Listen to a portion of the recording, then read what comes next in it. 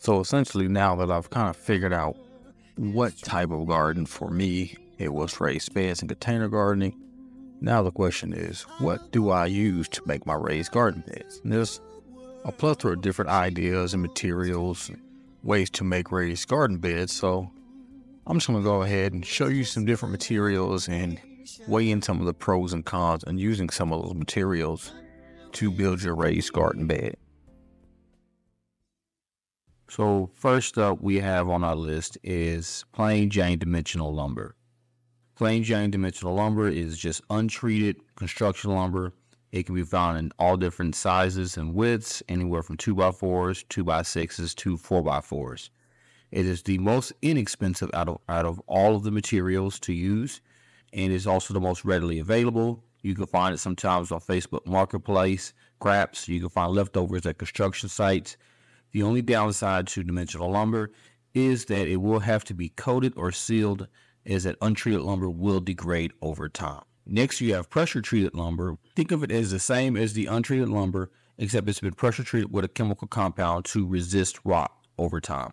Now, in the past, it used to use a CCA chemical compound, which was a chromate copper arsenic, which was very, very horrible, very dangerous. However, now today's pressure treated lumber is treated with a lot of different safer alternatives, making it safer for your garden. And I'll definitely put some information in the comments as well as in the description so that you can have a little bit better understanding of that.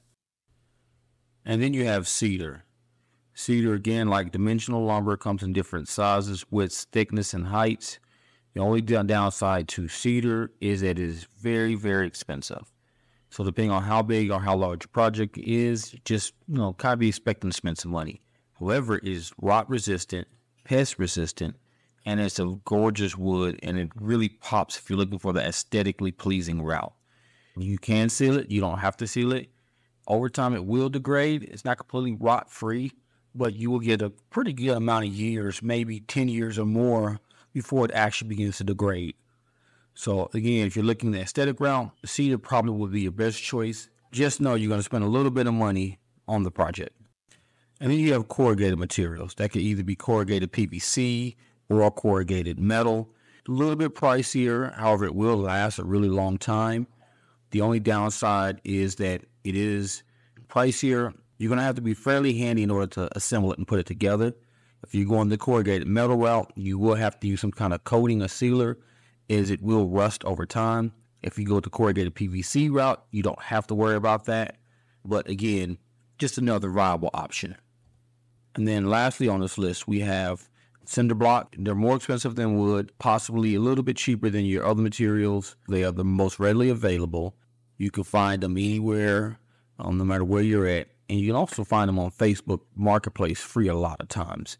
They are also the most adaptable. You can, adapt them to many different configurations. They're extremely easy to use. You can just stack them however you want. And they're very forgiving. If you need to move your garden, rearrange your garden, or change your garden, just restack the bricks like Legos however you want. Those are, like I said, some viable options in building your raised garden bed. It really just comes down to what works best for you, what's the easiest, the least time consuming, and the most budget friendly. Other than that, just a matter of getting out, choosing the material that best suits your need, and getting out and growing something.